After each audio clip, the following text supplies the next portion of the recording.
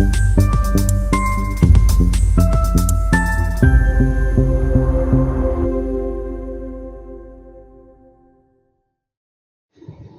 महाराष्ट्र सरकार प्राकृतिक खेती को बढ़ावा देने के लिए प्राकृतिक खेती मिशन बनाएगी, जिसकी अगुवाई राज्यपाल आचार्य देवव्रत करेंगे। मिशन किसान के हित में किसान काम करेगा।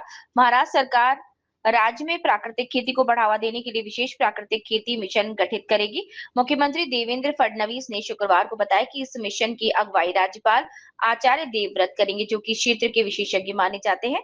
राजभवन में आयोजित प्राकृतिक खेती पर सम्मेलन में राज्यपाल देवव्रत ने मंत्रियों और विधायकों को संबोधित करते हुए जैविक खेती और प्राकृतिक खेती के बीच के अंतर को स्पष्ट किया।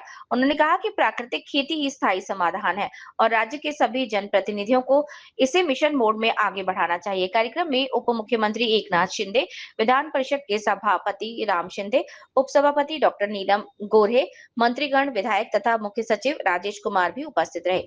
महाराष्ट्र से वंदे भारत न्यूज के लिए विवेक भिडे की रिपोर्ट। तो त्याचा केवळ एक भाग आहे, पण त्याच्या सोबत जो आपल्या जमिनीतलं जे काही नॅचरल कार्बन आहे, ऑर्गॅनिक कार्बन आहे, याच्यामध्ये येणारी कमतरता आणि त्याचा शेतीवर होणारा परिणाम किंवा जे काही आपलं नॅचरल किंवा ऑर्गॅनिक कार्बन आहे त्याचं वातावरणातल्या कार्बनची जे काही गुणोत्तर असतं, या गुणोत्तरात आलेल्या बदलामुळे आज शेतीवर, पीक पद्धतीवर, उत्पादकतेवर त्याचा होणारा परिणाम, या सगळ्या गोष्टी समजून आपल्याला पुढच्या काळामध्ये शेती करावी लागेल। त्यामुळे वातावरणातल्या बदलावर परिणामकारक उपाय म्हणजे नैसर्गिक शेती आहे, हेही आपल्याला लक्षात घ्यावं लागेल। में खेल रहा, गिरा और मर गया। क्यों? स्लो पॉइजन जो खेती करते और नहीं खेती करते सब में जा रहा है। इसलिए सबके लिए समझने की जरूरत है, आज सबकी आवश्यकता है। और रहा साहब फिर हमारे बच्चे चाउमीन, पिज्जा, बर्गर और आप खाते हैं, बताओ क्या क्या नाम है, वो सब कुछ जो रहा सा उसमें काम हो जाता है। इतना केमिकल डाल डाल करके आज ये हालत हमने बना दी। तो मेरे आदरणीयों, प्राकृतिक खेती में समाप्ति की ओर आता हूं। अब प्राकृतिक खेती क्या है? शुद्ध सूक्ष्म जीवाणु की खेती। इसमें भारी भरकम गोबर की ट्रॉली नहीं चाहिए हमें, इसमें कोई लंबा खर्चा नहीं, कितना सरल काम है। इसमें केवल देसी गाय चाहिए। क्यों?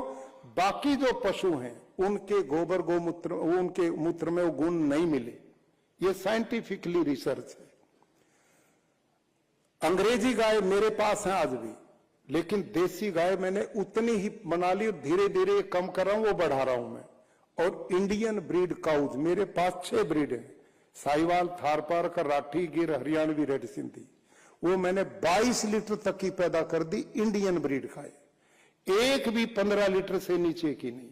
और मैं इस ब्रीड को वैसे ही बढ़ा रहा हूं जैसे दूसरी बढ़ाई थी, क्योंकि इसका दूध A2 जो न्यूजीलैंड, ऑस्ट्रेलिया में रिसर्च हुआ और उसमें पाया कि मानव स्वास्थ्य के लिए देसी गोधन A2 से बढ़िया कोई दूध मां के दूध के बाद है ही नहीं, इतना उत्तम है। और गोबर गोमूत्र खनिज का भंडार है खेती के लिए, और गोबर सूक्ष्म जीवाणुओं का भंडार है। और सूक्ष्म जीवाणु भी एक तरह के नहीं गाय के पेट में, आश्चर्य है, सैकड़ों प्रकार के। मानो उसकी आंत में भगवान ने कोई किसान के लिए फैक्ट्री लगा कर बैठी फर्टिलाइजर की, ये रिसर्च के बाद पाया। मैंने अंग्रेजी गाय के गोबर में देखा, वो 78 लाख सूक्ष्म जीवाणु पाए 1 ग्राम में, और लगभग इतने ही भैंस में मिले, बाकियों में तो और भी इधर उधर है। लेकिन ओनली इंडियन ब्रीड, जितनी इंडिजिनस काउज है पूरे इंडिया में, लगभग 55 ब्रीड अपने देश में थी, आज वो सब लुप्त हो गई हैं, कुछ बची हैं, लेकिन उन्हीं में ये गुणवत्ता है। और इसका प्रयोग कैसे करते हैं? हम एक ड्रम ले लेते हैं खाली लगभग 200 लीटर का, और जहां पशु बनते ना वहां रखते छाए में, धूप में नहीं, इसको पानी से भर देते हैं, लगभग 180 लीटर पानी, अंदाजा ऊपर नीचे कोई खतरा नहीं। और ये जो इंडिजिनस काउज है ना, स्वस्थ गाय, वो 8 से 10 किलो गोबर देती है 24 घंटा में, इतना ही गौमूत्र करती है।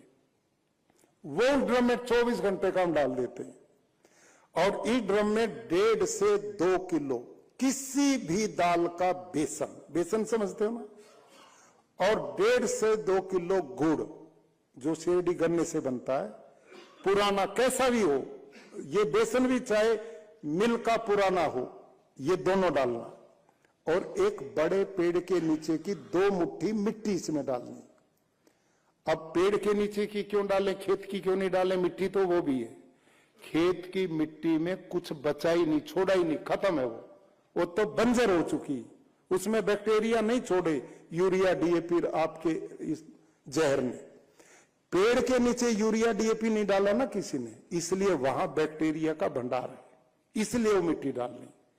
अब देखो, इसको लकड़ी का डंडा लो, घड़ी की सुई की तरह से 5 मिनट सवेरे 5 मिनट शाम, केवल 2 बार, और कितने देर, 5 से 6 दिन, क्योंकि आपका प्रदेश गर्म है, जो ठंडा प्रदेश है उसमें 1-2 दिन ज्यादा रखना पड़ता है।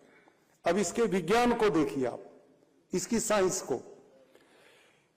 देसी गाय के 1 ग्राम गोबर में कम से कम 300 करोड़ सूक्ष्म जीवाणु है, तो 10 किलो शेण में कितने होंगे? होंगे कोई लाला जी आप में हिसाब वाले, सेठ साहब, गुप्ता जी बताओ कितने होंगे? 30 लाख करोड़। 10 किलो गोबर में कितने होंगे? 30 लाख करोड़ बैक्टीरियाज हैं उस एक दिन के गोबर गोमूत्र में 24 घंटे गाय में, और कितने प्रकार के? सैकड़ों प्रकार के, सैकड़ों प्रकार के। अब ये सूक्ष्म जीवाणु जब इस पानी में जाएंगे तो खनिज उसके गोमूत्र में वो मिलेंगे, और दाल का जो बेसन है वो प्रोटीन दिया हमने उन सूक्ष्म जीवाणुओं को, प्रोटीन, उससे वो स्वस्थ होंगे, बलवान होंगे, पहलवान बनेंगे, ठीक है। गुड़ दिया तो मल्टीप्लाई उससे होंगे, और जो हमने मिट्टी डाली उसमें भी बैक्टीरियाज हैं, ये दोनों मिलेंगे तो इनका कल्चर बनेगा, जाग बनेगा। क्या बोलते हैं, 1 क्विंटल दूध में 50 ग्राम दही डाल दे रात को, सवेरे दही में बदलेगा ना, क्या बोलते हैं मराठी में? विरजन, विरजन लगेगा इसमें, बस ये विरजन होगा। अब और कमाल देखिए आप, कमाल साइंस है ये। माइक्रोबायोलॉजी का scientist Baljit Saran, agriculture university Hisar में 6 महीने की रिपोर्ट के बाद उसने जो रिपोर्ट दी है, ये सूक्ष्म जीवाणु इस ड्रम में हर 20 मिनट में डबल होते हैं, हर 20 मिनट में, यानी 30 लाख करोड़ अगले 20 मिनट में कितने होंगे? भाई इतने कमजोर तो विद्यार्थी नहीं मेरी क्लास में, 60 लाख करोड़, और अगले 20 मिनट में 120 लाख करोड़, और ये कब तक बढ़ेंगे? टिल 72 आवर, 72 घंटे तक इसी गति से बढ़ेंगे, हर 20 मिनट में डबल। क्या उसकी कोई गिनती कर पाएगा? इतने बैक्टीरिया थे, और इनमें ऐसे ऐसे सूक्ष्म जीवाणु हैं। आकाश में जो 78.5% नाइट्रोजन 24 घंटे रहता है, इसमें बैक्टीरिया ऐसे जो नाइट्रोजन को खींचते हैं और भोजन बना के पौधे की जड़ को देते हैं। लोग कहते हैं ना नाइट्रोजन कहां से मिलेगा, साइंटिस्ट, ये है प्राकृतिक खेती का कमाल, यूं मिलेगा। और ये बादल गरजे थे ना रात को मुंबई में, बिजली कड़की थी ना, आवाज सुनी होगी, आप तो बाहर थे, हम यहां थे। यहां कल बारिश हुई, थोड़ी बिजली कड़कती है। एक बार बिजली जब आकाश में कड़कती है तो हजारों टन नाइट्रोजन पैदा होता है आकाश में, हजारों टन। और जब वर्षा होती है तो उस नाइट्रोजन को लेके जमीन पे आती है। आपने देखा होगा, जो आप में शेतकरी हैं उनको पता है, पहली बारिश होगी जो पेड़ मुरझाए पड़े, खेती तबाह है, तीसरे दिन उसकी रंगत बदलती है, हाँ या ना? क्यों बदली? आपने तो यूरिया नहीं डाला उसमें, आपने डीएपी नहीं डाला, वो भगवान की फैक्ट्री का नाइट्रोजन आया और उससे सब बदल गया। ये नाइट्रोजन के तरीके। अगली बात, अब ये जो घोल है ना, जैसे इस संडे को बना तो अगले संडे में जाना चाहिए, इस मंगलवार को तो अगले मंगलवार में। कैसे खेडूत डालता? ड्रिप से, स्प्रिंकल से, खुले पानी में, वो 1 एकड़ में फैलना चाहिए पानी के साथ। जब वो पानी के साथ जाएगा तो फिर वही जाग, वही कल्चर लगेगा। वो जमीन में जो थोड़े बहुत सूक्ष्म जीवाणु बचे ना यूरिया से डरते हुए, बहुत कम। अच्छा, एक बीच में जानकारी आपके लिए, बहुत बड़ी जानकारी है, ध्यान करें। ये जो यूरिया डीएपी डालते हैं ना हम खेत में, ये भी सीधा पौधे का भोजन नहीं बनता। धरती में ऐसे बैक्टीरिया हैं जो इसको खाते हैं और पौधे के भोजन के रूप में बदलते हैं।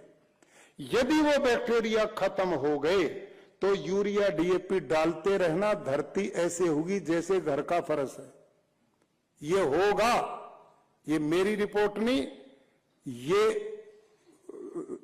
बाहर की एक रिपोर्ट आई है अभी, उन्होंने ये बात सिद्ध की है कि वो बैक्टीरिया ही नहीं बचेंगे, भोजन बनाने वाला नहीं बचेगा तो कैसे भोजन मिलेगा। ये बात अब जब ये खेत में फैलेगा तो आपस में कल्चर लगेगा और ये सूक्ष्म जीवाणु और बढ़ेंगे। इनमें कोई फास्फोरस, कोई zinc, potash, magnesium, iron, copper, ये सब बनाने का अपने आप काम करते हैं। और कैसे करते हैं इसको और समझिए आप, कितना बड़ा विज्ञान है। ये जो धरती माँ है ना, ये रत्न गर्भा है, ये ईश्वर की बनाई, मेरी आप